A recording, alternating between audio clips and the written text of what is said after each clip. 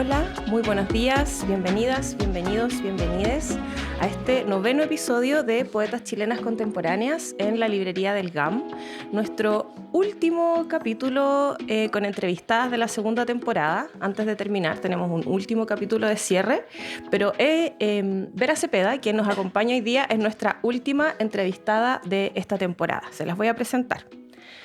Vera Cepeda es escritora trans y tallerista, vive en Antofagasta, estudió Derecho en la Universidad Católica del Norte, es fan de la comida agridulce y de los gatos, fue reconocida con mención honrosa en el Premio Roberto Bolaño 2022 en la categoría Cuento y 2023 en la categoría Novela, y galardonada en los Juegos Literarios Gabriela Mistral 2023 también en la categoría Cuento y en el Premio Literario Pedro de Oña.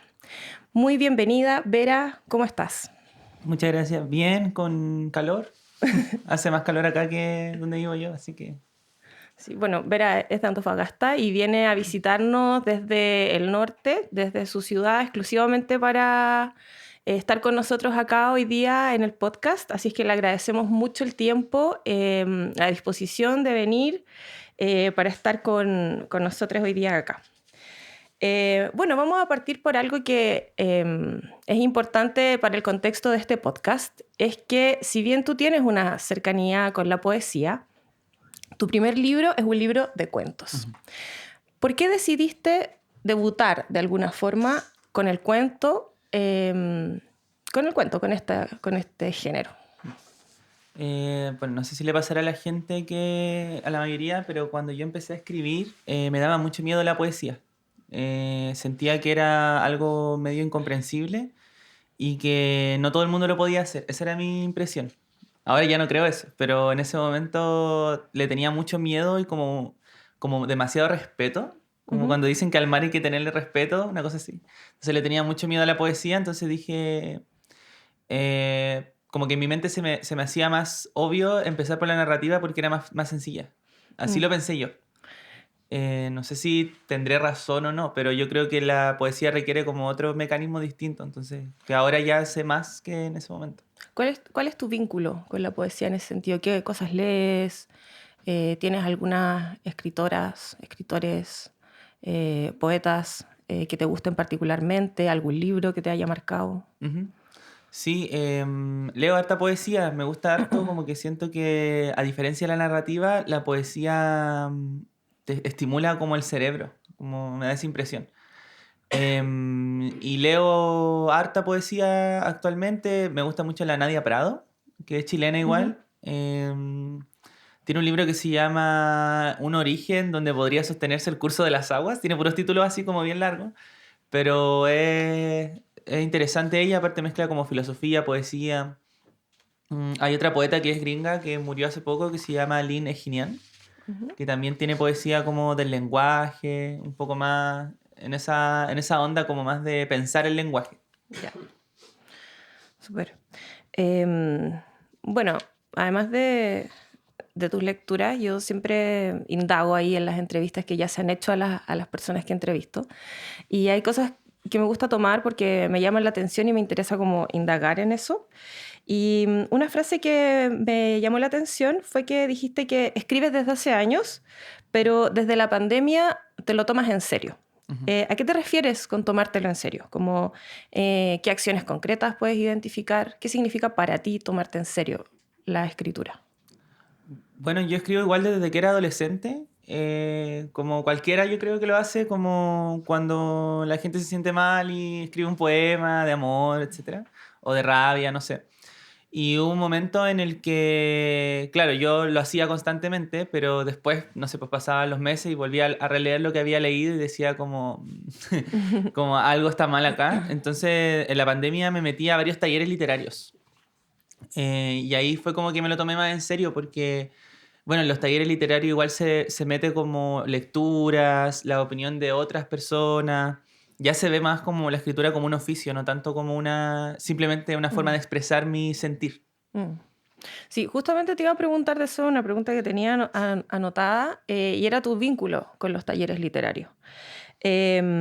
Porque, bueno, entiendo que tú estudiaste Derecho. ¿En qué año estás? ¿Ya saliste? Ya eres. ¿Egresaste? Sí. Qué bueno, felicitaciones.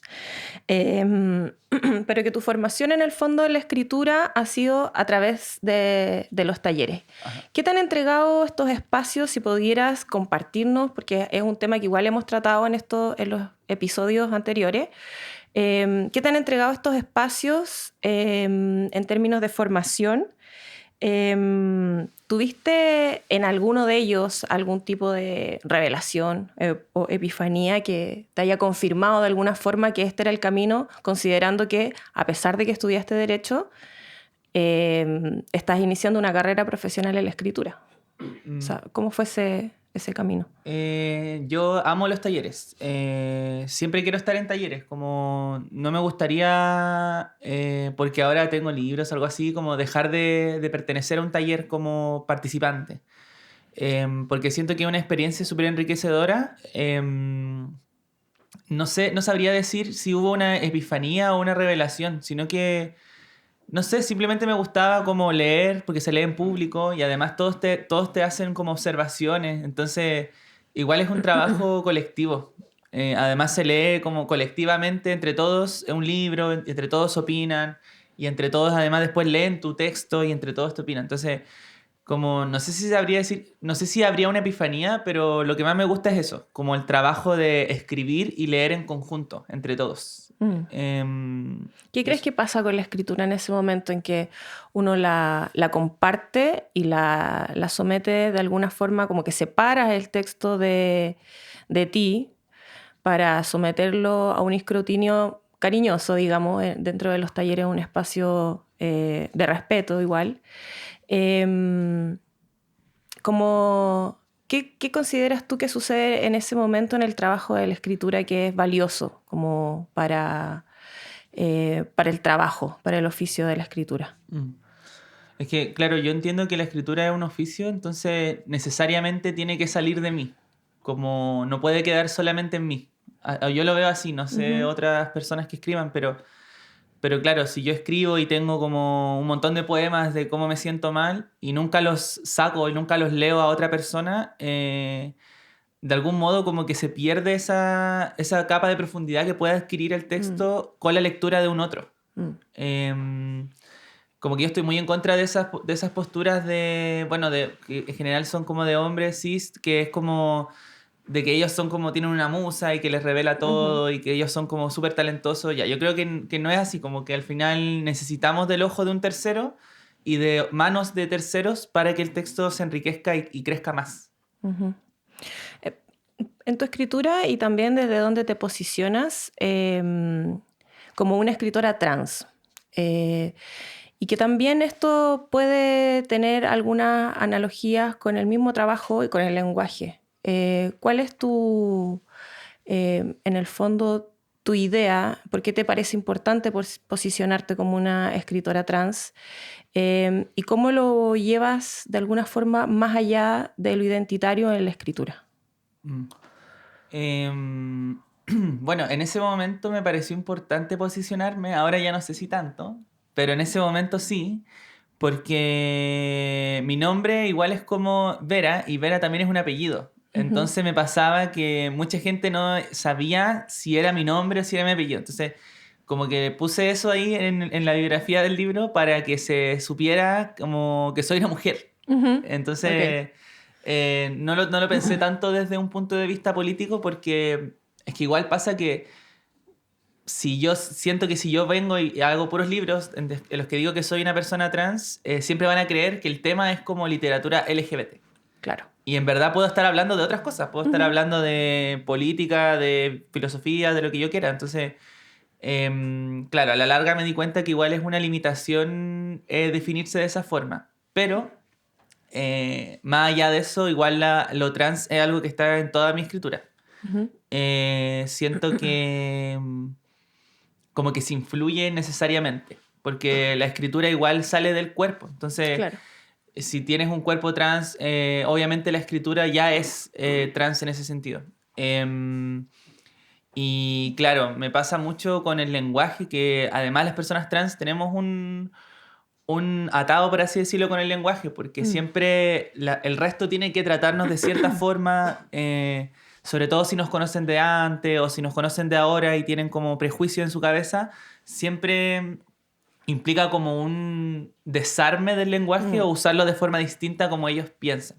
Entonces, claro, eso me parece muy interesante y es algo que igual exploré en los cuentos y que siempre trato de explorar.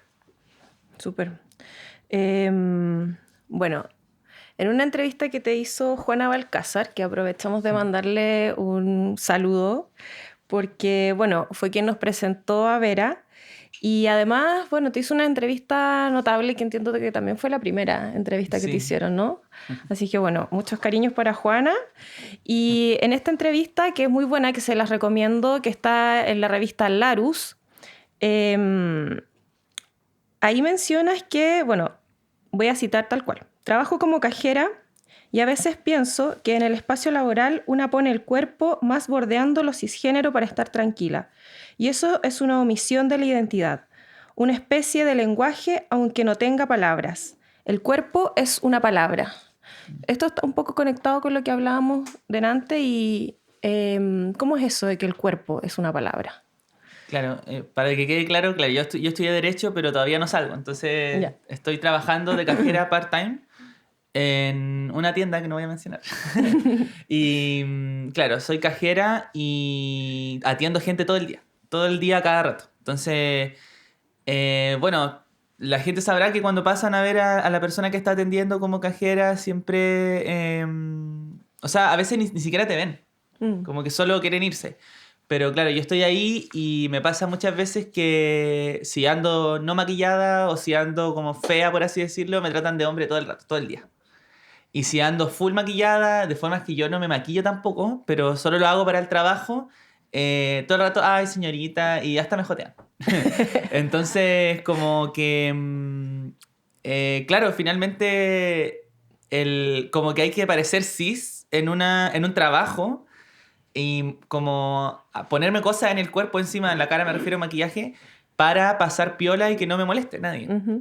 Y claro, eso igual es una forma de que el cuerpo es una palabra, porque finalmente, si yo voy como yo quiero ir, voy a generar confusión y voy a generar como atado a la gente, que igual a veces lo hago, pero a veces quiero estar tranquila, entonces para evitarme problemas, hago eso. Pero... O sea, como que es una forma de comunicar. Claro, y yo siento que el cuerpo trans igual necesariamente provoca algo en otra persona y me carga, porque yo no quisiera que fuera así, pero siento que necesariamente provoca como, como una sensación como de, algo extraño pasa, cuando no sabes que la otra persona es trans. Claro, sí. Bueno, eso mismo también quería que ahondáramos un poquito antes de pasar como más de lleno a tu libro, a la escritura. Y es preguntarte como, ¿en qué crees tú que reside la politicidad del cuerpo trans? No entendiéndolo como un continuo también, como que tiene que ver con esto que tú mencionas, que de alguna manera es bastante involuntario, como... es como si hubiese una politicidad por el solo hecho de serla, aunque no es así necesariamente. Claro. Es que yo pienso que es como que lo político de eso está en la negatividad de las cosas. Porque, a ver, ¿a qué me refiero? Que, por ejemplo, todo lo que es asociado a lo masculino que yo puedo tener en mi cuerpo, eso ya genera una sensación como incómoda. Y si a mí me da lo mismo, yo creo que eso ya es político. Por ejemplo, a mí me importa nada mi voz. Como que no quiero feminizar mi voz me gusta como es, no quiero cambiarla solo para que no me molesten. Entonces yo creo que, claro, en esas decisiones está lo político, solo que de repente es agotador porque de repente son muchas decisiones. De repente es el pelo, la voz, las uñas y todo. Como, igual que una mujer cis, como que todo empieza a pesar y como que todas las partes del cuerpo empiezan a pesar. Entonces... la decisión y la postura que se tome frente a eso ya es algo político. Si ya es simplemente editar todo mi cuerpo y modificar toda mi cara y mi voz entera para pasar piola, también es algo político. pero como que necesariamente el solo hecho de ser una persona trans te pone en esa como encrucijada de tomar una decisión. Eso es lo que así lo veo yo. Uh-huh. Bueno, para adentrarnos un poco ahora en tu escritura y en esta publicación, este libro que se llama Habitaciones, es un libro de cuentos que está compuesto por 7 cuentos. 2 de ellos han sido galardonados, entiendo, ¿sí? El primero y el último. Es un libro que, bueno, transita por varias maneras de enfrentar la voz en la narrativa. Desde la primera persona, y un narrador bastante omnisciente que conoce la subjetividad y la intimidad de todos sus personajes. O sea, entra más o menos por ese lado al libro, para terminar con un cuento que tiene una prosa muy vertiginosa y que también se sitúa en un lenguaje mucho más contemporáneo, también más local. Bueno, hay una cosa también interesante de este libro, es que vinieron los premios y después vino el libro. ¿Cómo fue el proceso de construcción de este libro y de los relatos que lo integran? Bueno, para todas las personas que puedan escribir, como que necesariamente hay un punto en el que si uno quiere armar una historia o un poema o lo que sea, yo creo que uno se enfrenta con esa imagen del lugar común. Me refiero a no escribir de algo que ya esté escrito. Uh-huh. Entonces me pasó que debe ser muy difícil, pero no creo que imposible. Pero me pasó que en ese afán de hacer un cuento que no tratara de temas que yo ya había leído o que no fueran tan como populares, Uh-huh. pensé en una idea que era la idea de una persona que quiere obsesivamente pertenecer a algo. En este caso a una familia de su pareja. Uh-huh. Y hace de todo con tal de pertenecer y claro, de repente igual se expone a situaciones que yo creo que igual, a pesar de que era algo que yo no había leído tal cual, deben haber libros de eso, pero no lo había leído yo en ese momento, igual es algo que pasa como Uh-huh. constantemente, sobre todo en la adolescencia y con la gente joven, como más joven, que trata de pertenecer como a algo, a un grupo y todo. Entonces, así surgió el primer cuento. Uh-huh. Y después yo dije como, podría tratar de pescar esta idea y ponerla en distintas personas, en distintos Uh-huh. lugares, con distintas edades. Y así fue como fui armando el libro, pero primero pensé en esa idea como base. Uh-huh. Así me pasó. Como que no fue un libro que me llegó en su totalidad. De hecho, Ya. varios cuentos los creé pensando en armar un libro.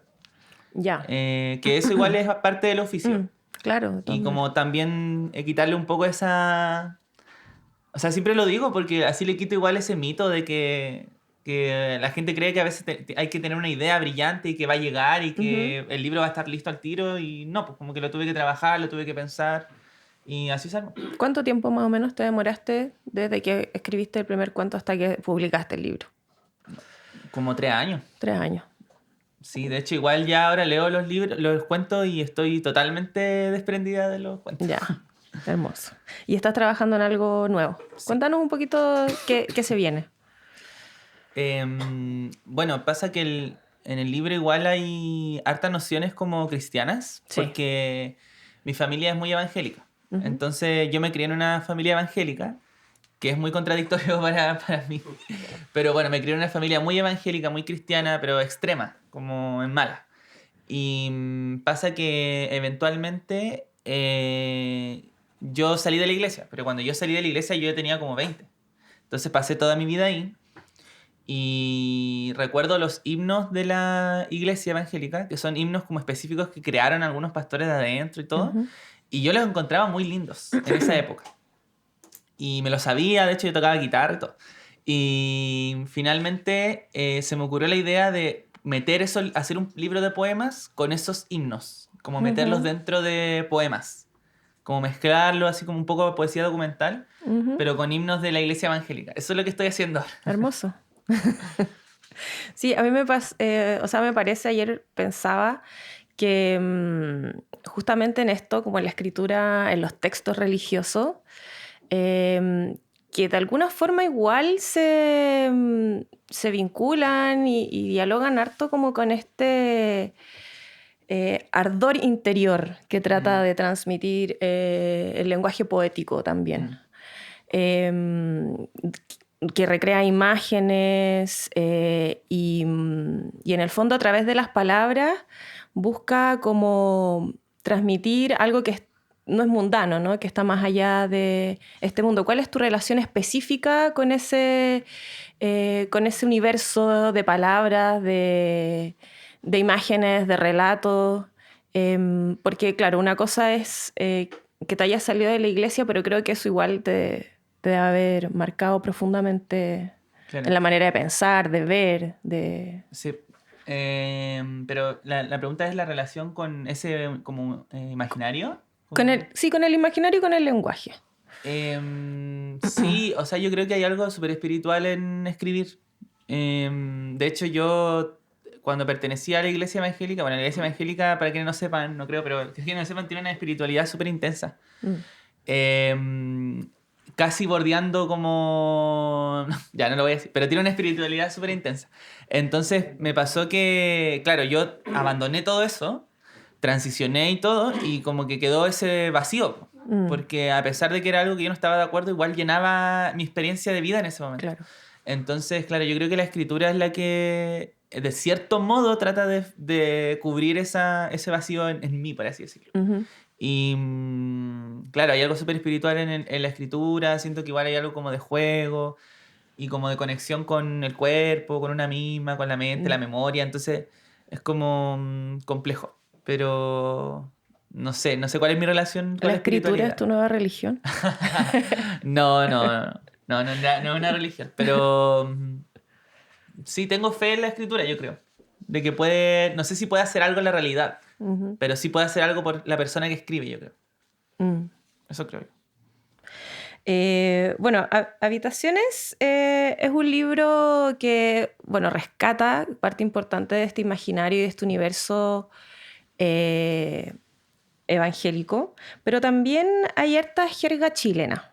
Hay un uso particular de ciertas palabras, de lo popular, de lo coloquial, algunas como por ejemplo chauchera, que me llaman la atención, piscola, chuchadas.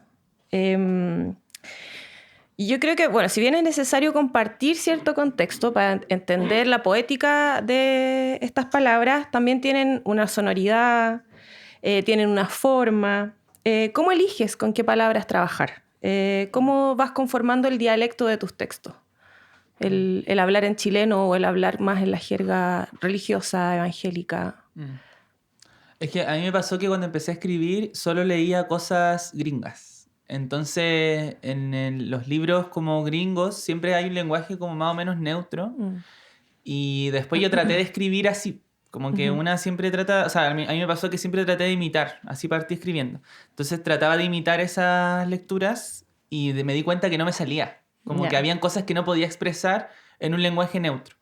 Entonces, de ahí, cuando recién empecé a escribir, me di cuenta que quería usar siempre un lenguaje como que me estuviera a la mano. Que igual lo hacen otras personas que escriben. No sé, por ejemplo, desde Pedro Lemebel, que igual inventaba sus propias palabras de repente. Entonces, como que simplemente fue una decisión de que era lo que más estaba a mano. Entonces lo tomé y lo usé. Además, hay palabras como chaucher y cosas así, que me recuerdan a mi abuela, que falleció el año que escribí el libro. Entonces estaba muy en mi memoria ella y sus palabras igual yo creo que se metieron en el libro. Qué bonito. Bueno, para hablar un poco de los reconocimientos que ha tenido los cuentos de este libro, ¿de alguna manera tú tenías en la mira estos premios? ¿Cómo sucedió esa situación, ¿no? de que tus cuentos fueran premiados y que, bueno, después de eso armaste el libro? No pensé que iban a ser premiados, jamás. De hecho, cuando postulé al Roberto Bolaño, que es el premio como de literatura joven, lo hice muy desde el azar y a última hora. Como que dije, ya lo voy a postular, que era el libro Habitaciones, o sea, el cuento Habitaciones. Lo postulé y dije, ya lo voy a mandar y veamos qué pasa. Y era un cuento que a mí me gustaba, o sea, igual me gusta aún. Y yo dije, ya este cuento igual podría tener algo.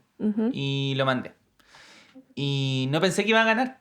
Además es un cuento de una mujer que yo estimo que está media loca, que vive en Antofa, entonces como que dije como, lo voy a hacer nomás como, porque de repente cuando estaba en un taller en ese entonces, decían así como por último participen y al menos alguien los va a leer. Entonces yo dije, ya lo voy a hacer así. Y después con Vanessa, que es el otro cuento que ganó, también no pensé que iba a ganar porque igual era una historia de una mujer, de una pastora evangélica con una trans. Entonces no... Como que no... Eran raros. Como que yo dije, ya lo voy a hacer como...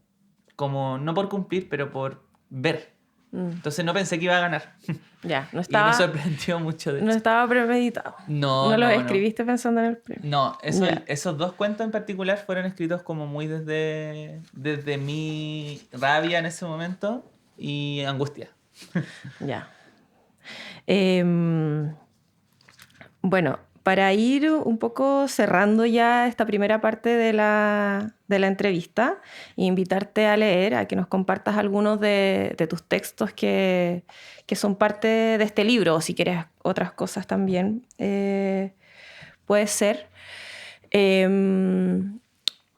Bueno, quería preguntarte, ¿cómo vas explorando los lugares de enunciación de tus cuentos? Considerando este tránsito que haces en este libro, sobre todo que, como lo mencionábamos delante, que donde hay una tercera persona muy evidente, muy nítida, a enfrentarte a una escritura más contemporánea y de no ficción, donde de alguna forma se puede reconocer que el hablante del texto es contemporánea, ¿no? de la autora.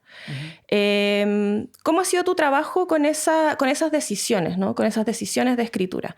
De cómo vas posicionando ahí el lugar de enunciación respecto de tus personajes.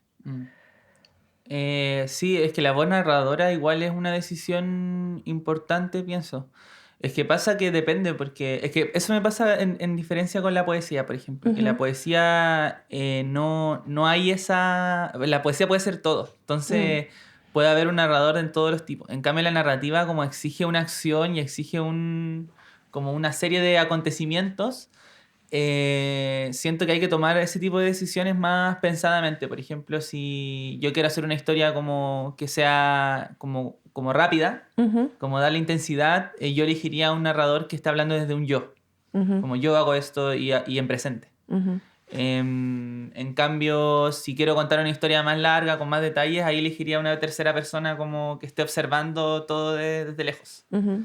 Pero eso es algo como que muy detesto de la narrativa. O sea, no que odie la narrativa, pero como que me carga, como que siento que de algún modo limita la libertad. Entonces, ese tipo de decisiones no me gustan. Pero claro, son parte de la narrativa. Yo creo que está bien igual. Pero tienes harta experiencia igual ya como escribiendo cuentos. ¿Cuáles serían bueno, aquí hay personas... Aprovechamos de saludar al Taller Literario Pedro Lemebel, nuestro público asiduo al podcast, y también a los estudiantes del colegio Humberto Valenzuela García, de Estación Central, que nos visitan hoy, de 7º y 8º básico. Bueno, ya tienes harta experiencia escribiendo cuentos. ¿Qué podrías transmitir de alguna manera de este género? ¿Algunos tips? Por ejemplo, a alguien que le interese particularmente esta manera de estructurar un relato. Bueno, para escribir un cuento yo creo que es difícil igual, porque es que son muchas decisiones, pero yo creo que siempre hay que buscar una idea y una acción. Yo creo que lo más fácil, o sea, igual hay otros tipos de cuentos, pero lo más fácil es buscar una acción, que algo esté pasando. Por ejemplo... yo tengo un cuento de una persona que va a comprar pan a la esquina. Entonces va a comprar pan y en ese transcurso va pensando y van pasando cosas y va recordando. Entonces siempre hay una acción que va movilizando todo. Porque si no hay acción, siempre se queda en pura descripción. Y ahí como que se pierde la atención o aburre incluso escribirlo. Entonces yo pensaría en una acción concreta y una historia que contar detrás, que se vaya intercalando, puede ser pasado, futuro, y de repente agregar yo igual tengo un rollo, por así decirlo, con las imágenes. Entonces me gusta meter imágenes concretas y que sean como... que yo no haya visto antes. Por ejemplo, no sé, esto de los manteles de hule o la miga del pan, como la forma que queda después de apretar una miga de pan en la mesa. escribir eso yo creo que igual le da profundidad a un cuento, aunque el cuento se trate de ir a comprar pan a la esquina. Yo creo que ahí está la poesía igual, ¿no? Claro, es un deseo como por la forma de la poesía que se mete ahí. Sí. Súper. Bueno, muchas gracias, Vera, por todo lo que nos has compartido. Ahora llegó el momento de escucharte. No sé si tienes algo pensado para compartirnos hoy, si vas a leer alguno de los cuentos. ¿Qué te gustaría compartir? Sí, igual podría leer un cuento. Ya. Entonces vamos con un cuento. Pero lo leo entero, igual son largos. Podría leer hasta una parte. Hay unos breves igual. Sí. O sí, hasta una parte, un fragmento. Ya. Voy a ver si... Quizás el primero y del último, para que se hagan una idea de estas dos cosas que conversamos ahora. Claro, aunque pensaba en leer ese, que es como corto y como rápido. Súper. Voy a ver hasta dónde... Igual tiene 3 partes. Voy a ver. Sí, dale nomás. Si es tu tiempo Ajá. de lectura, te escuchamos. Ya, este cuento se llama Imposible abrir la boca. Mi hijo me hace arder el cuerpo.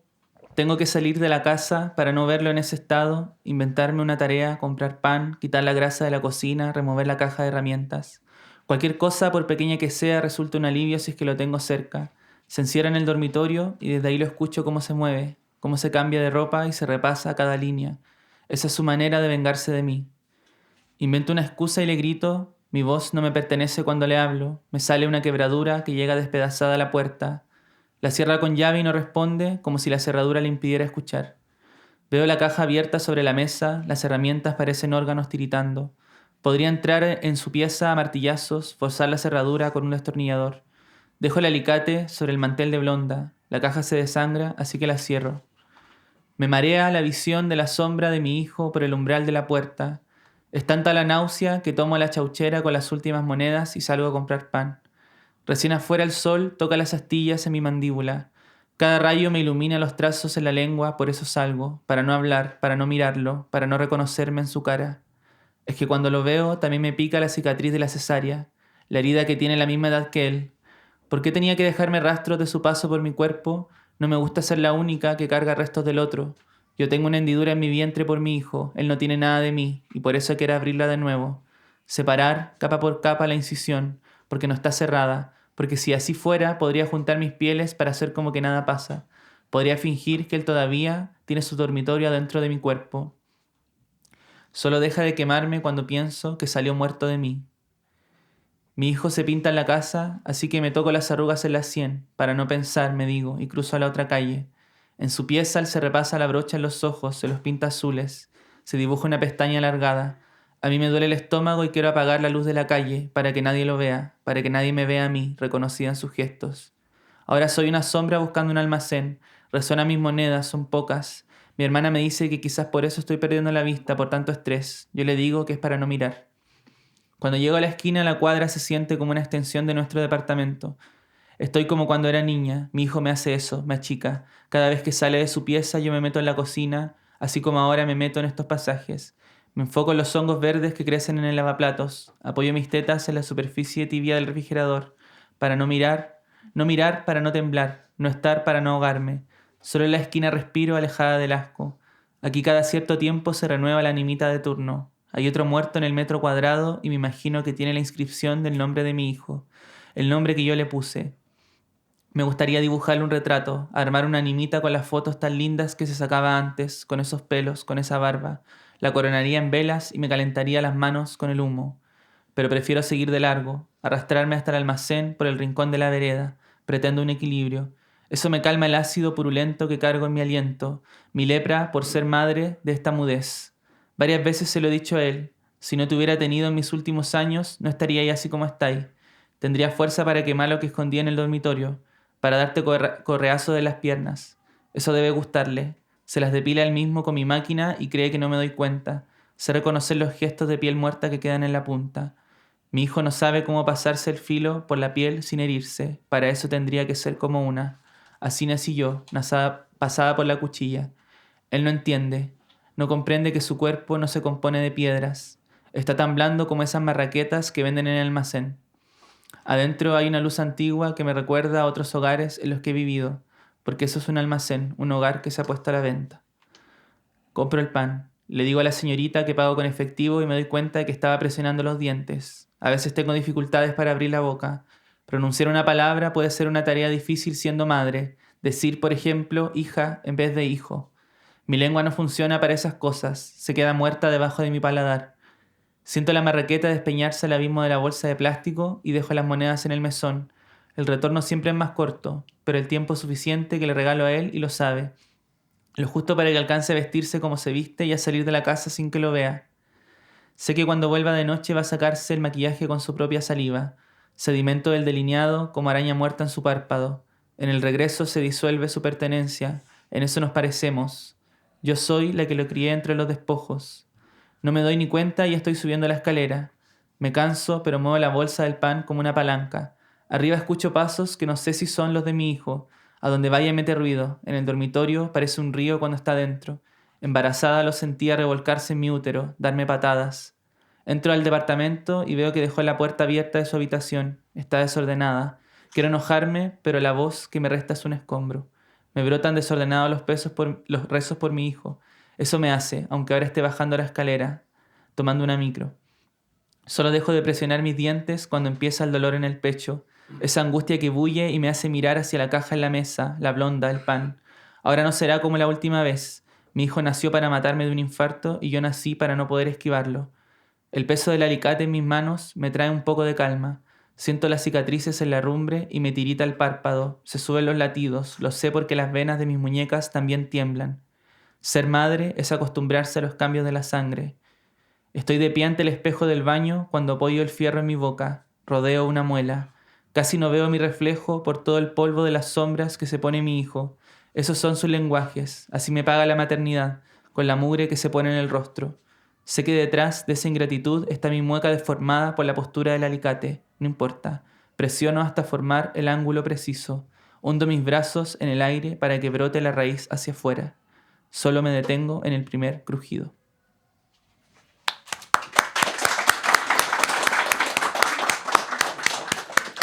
Muchas gracias, Vera, por acompañarnos hoy día, por compartirnos todo esto, parte de tu experiencia, de tu trabajo en la escritura.